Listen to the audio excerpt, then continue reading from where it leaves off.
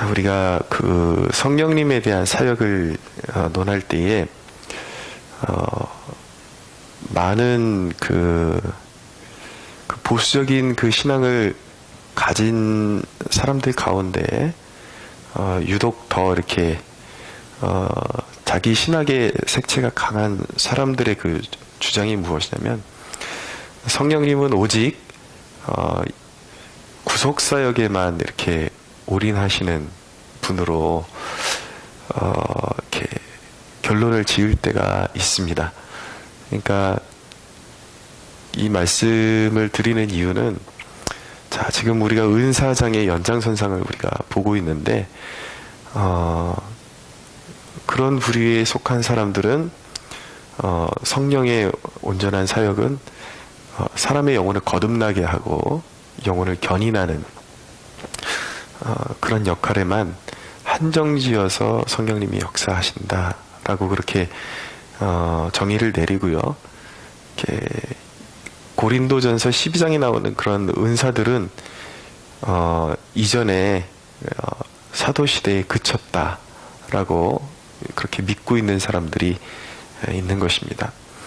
그러나 성경적인 근거를 봤을 때에 그것이 얼마나 그 시행착오적인 그 사고방식인지 우리가 알게 되는 것이죠. 성경 어딜 봐도 직접적으로 은사가 그쳤다라고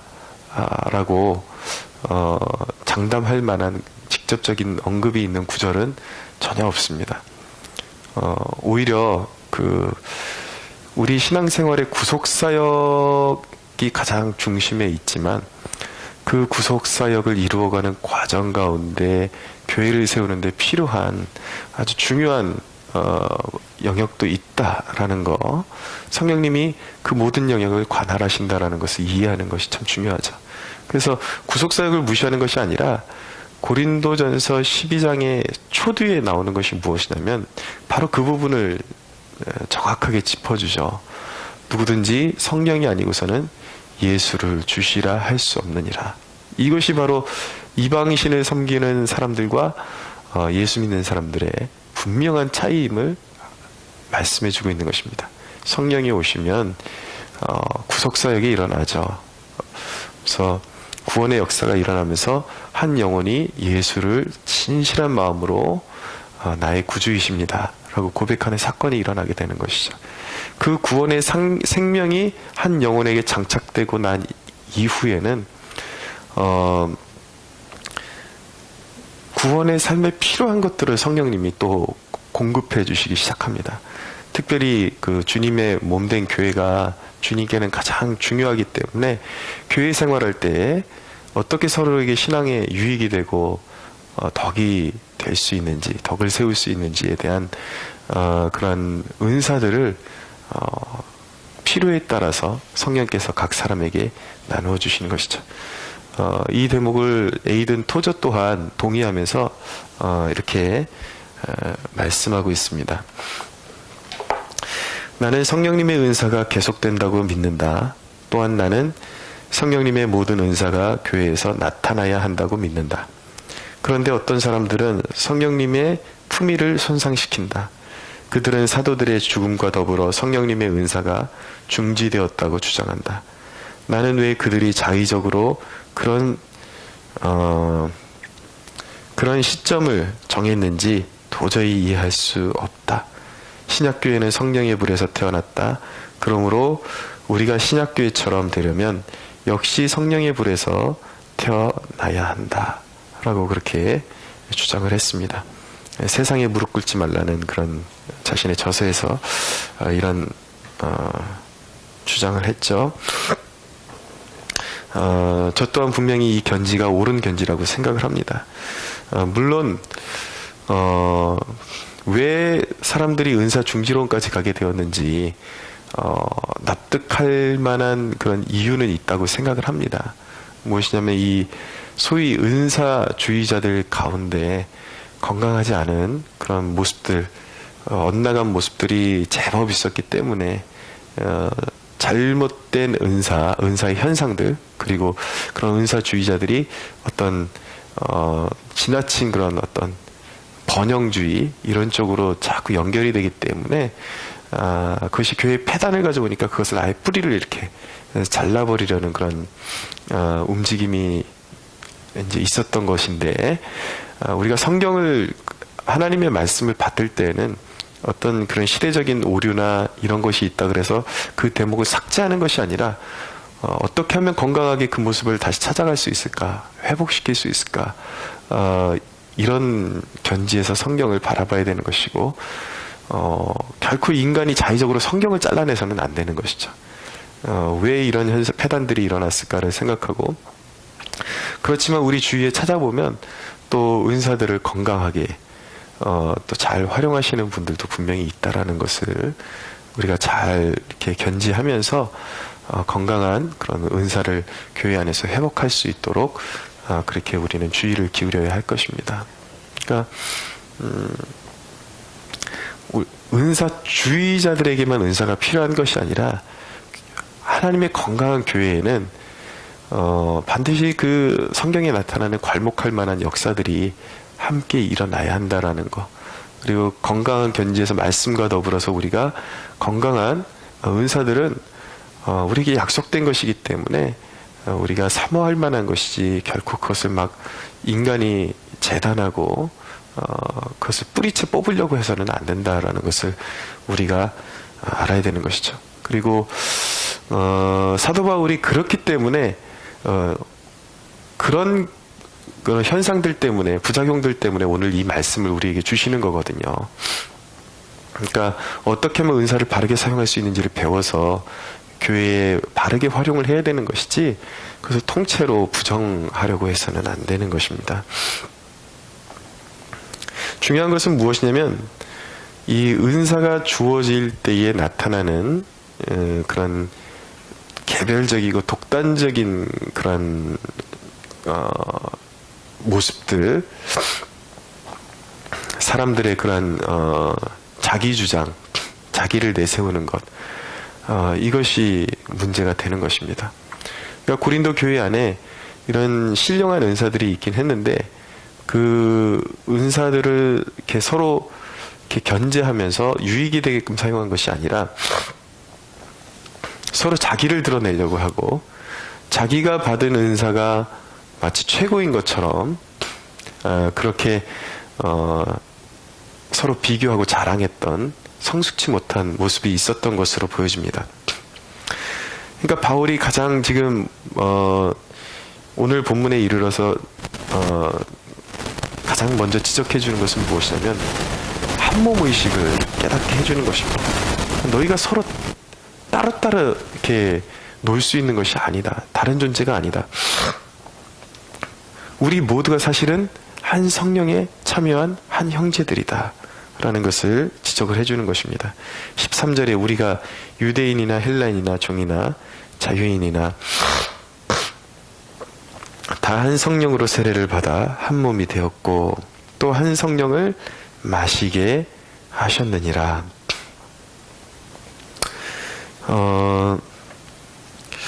곁들여서 한 가지 말씀드리면, 여러분들이 그 신앙생활을 하면서 이런 어떤 자기 우월의식이 있다라는 것은요, 아직도 교만한 자아가 깨지지 않았다라는 것을 보여주는 것입니다. 근데 많은 사람들이 생각할 때에 자기의 어떤 학벌, 은사, 어떤 자신의 배경, 이런 것들에 은근히 우쭐해지는 것만 교만인 줄로 알고 있는데, 또 하나의 교만의 다른 모습은 무엇이냐면, 자기보다 좀 만만해 보이는 사람들 앞에 가면은, 자기보다 좀 탁월한 사람들 앞에 서게 되면은, 자기보다 뭔가 가진 것 같고, 뭔가 더 학벌이 뛰어난 것 같고, 이런 사람들 앞에 서면은 위축되어지는 것. 이것도 사실은 그 내면에 보면은 자기는 차별을 안 한다고 생각하지만, 사실 그 내면에 보면은 이미 사람과 사람 사이의 어떤 가진 것과 이런 자격 요건을 통해서 구별하고 있기 때문에 오는 현상입니다. 이것도 교만의 한 단면이라고 말씀드릴 수가 있는 것이죠. 그런데 우리가 그러한 것들을 없애기 위해서는 한 가지 정말 이 성서에 입각한 의식을, 건강한 의식을 가져야 되는 것입니다. 그것이 무엇이냐면 바로 한몸 의식, 형제 의식. 예, 유대인이나 헬라인이나 지식인이나 야만인이나 모두가 한 성령을 마시게 하셨다. 우리는 그러므로 한 아버지, 한 하나님께 참여한, 성령 안에서 그리스도께 참여한 한 형제 자매들이다 라는 것이 우리가 신앙생활하는데 가장 중요한 의식이라고 말씀드릴 수가 있겠습니다. 그러므로 내가 가진 은사 때문에, 조건 때문에 다른 사람을 깔봐서도 안 되는 것이고, 또 내가 자격 조건이 안 된다라는 그런 자신만의 그런 핑계 아래서 늘 다른 사람과 비교하면서 열등의식에 갇혀 있는 것도 하나님의 깊은 뜻이 아니다라는 것을 깨닫게 해주는 것이죠. 자, 중요한 것은 무엇이냐면 이런 교회를 망치는 가장 핵심적인 의식이 무엇이냐면 분리의식이라는 것을 우리에게 보여주고 있는 것입니다. 나는 특별하기 때문에, 내가 받은 은사가 더 특별하기 때문에 저들하고 어울릴 수 없어, 상종할 수 없어. 그리고 내가 받은 은사의 견지에서 생각하는 그런 어떤 내가 주장하는 어떤 영적인 일들만이 가장 옳은 것이라고 주장하는 것들, 이런 분리의식이 교회를 가장 해롭게 한다라는 것이죠.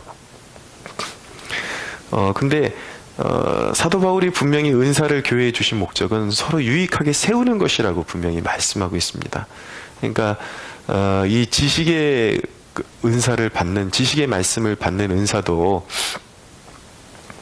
그것도 이제 사람마다 다르게 나타나기 때문에 이것이 예를 들어서 자기가 받은 은사를 관점으로 성경을 보게 되면은 이것이 의견이 조금 이렇게 견해가 다르게 보일 수가 있습니다.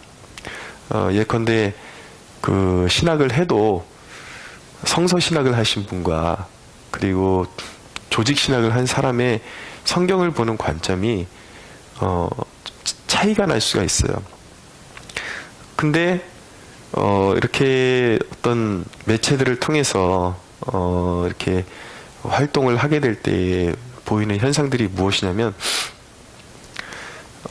이런 성경을 보는 관점이 좀 다른 경우에 자기가 주 전공을 자기가 한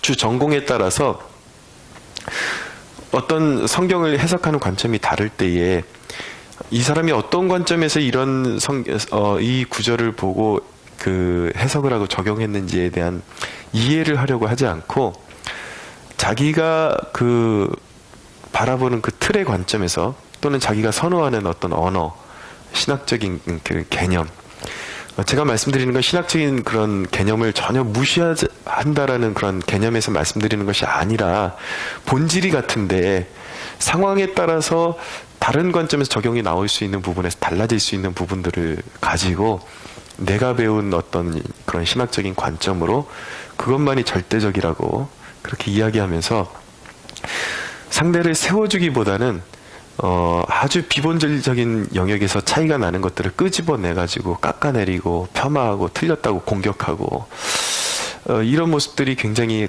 한국 교회 안에서 너무나도 많이 보이기 때문에 이것이 과연 하나님이 기뻐하시는 모습이라고 말할 수 있겠는가? 결코 그럴 수 없다라는 것입니다. 주님이 각 사람에게 은사를 나눠주신 목적은 교회를 세우고 서로 유익하게 하는 것이지, 내가 바라보는 견지에서 부족함이 있는데 어떤 누군가가 그 부족함을 채울 수 있는 또 다른 그런 은사를 가지고 있다면 그것으로 그 부족함을 채워주기를 원하시는 것이지, 그것으로 나만이 옳다, 분리의식에 갇혀가지고 그럴 때 교회가 과연 세워지는가? 교회가 세워지는 것이 아니라 번번이 무너지게 되는 것입니다.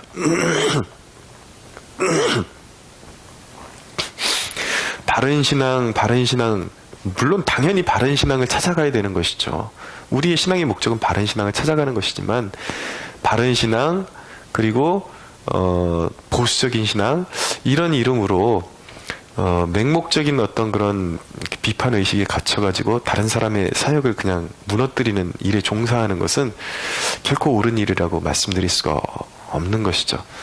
특별히 요즘 유튜브 세상이기 때문에, 유튜브, 특별히 이런 어떤 블로그, 신앙 블로그, 이런 데 보면 아주 좀 조심해야 되는 것이 찌라시 같은 그런 교회를 폄하하는 그런 기사들이 마치 자기만이 교회를 지키는 그 파수꾼, 그런 수호자처럼 그렇게 활동을 하지만 사실은 말도 안 되는 음모론을 퍼뜨리는 그런 블로그들도 있다라는 것을 여러분들이 기억하셔야 하는 것입니다. 제가 보기에는 아주 대표적인 그런 블로거 중에 한 명이 예레미야라는 그런 별칭을 쓰는 그런 사역을 하는 사람이 있는 것으로 알고 있는데, 제가 그동안 그 예레미야라는 그 명칭을 쓰는 이 블로거의 활동을 봤을 때 결코 건강하다고 볼 수 없다라는 것입니다. 멀쩡한 교회들까지 그런 어떤 상징물들, 이런 것들을 과다하게 자기 해석으로 주장하고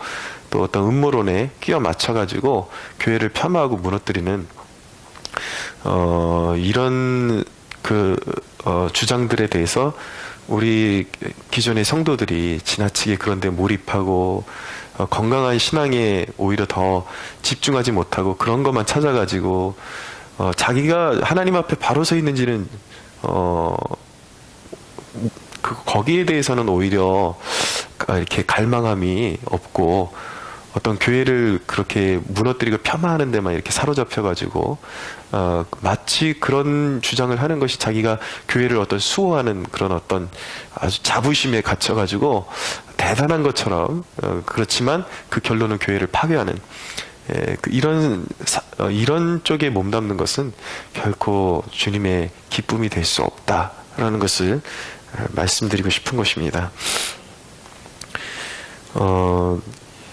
이 은사들은 영적인 것인데, 성령님께서 나눠주시는 것인데, 이 은사들이 충만함에도 불구하고 고린도 교회 안에 바울이 너희들이 육적이다 라고 말한 것, 이 부분을 참 우리가 기억해야 하는 것입니다. 분명히 영적인 은사들이지만 이 은사들을 활용할 때 이것이 교회에 주신 질서 안에서 섬김의 모습으로 나타나지 않을 때에 그것은 신령한 것이 아니라 성경이 말씀하기를 너희는 육적인 사람이다 라고 표현하고 있다라는 것을 우리가 경각심을 가지고 볼 수가 있어야 되는 것입니다. 신령한 은사를 교회에 하나님께서 주시는 질서 안에서 내가 희생하고 다른 사람을 섬기고 유익을 줄 때만이 비로소 영적이다라는 표현을 쓸 수 있다라는 것. 여러분은 영적인 사람입니까? 육적인 사람입니까? 여러분들이 꽤 많은 재능을 가지고 있고 은사를 가지고 있음에도 불구하고 육적인 사람일 수 있다라는 것을 경각심을 가지고 들으십시오. 여러분, 우리는 주님 앞에 세울 것이 없는 사람들입니다. 겸손해야 하고, 우리는 죄인이었고, 우리가 받은 것은 용서받은 은혜, 거저받은 것들이라는 것을 우리는 깨달아야 되고, 우리가 진정으로 건강한 신앙생활을 영위하기 위해서는 우리의 심령 가운데 그런 헛된 교만이나 그런 분리의식이 틈타지 못하도록 자기를 재단하고 그 십자가 앞에 날마다 엎드리고, 내가 주장할 수 있는 것은 주님께 내가 죄인 중에 괴수였으나 주님께 받은 것은 은혜밖에 없습니다 라는 고백을 가지고, 주님께서 거저 주신 은사를 가지고 재물을 탐하고 명예를 탐하고 이런 일에 자기를 내놓는 것이 아니라 정말 어떻게 하면 교회를 살리고 세우고 섬길 수 있는지에 올인하게 될 때 주님으로부터 너는 정말 나의 자녀다운 자녀이고 영적인 자녀다라는 칭찬을 받게 된다라는 것을 우리가 꼭 기억하고 다시 십자가 앞에서 겸손하게 낮아지는 이 하루가 되기를 예수님의 이름으로 축원합니다.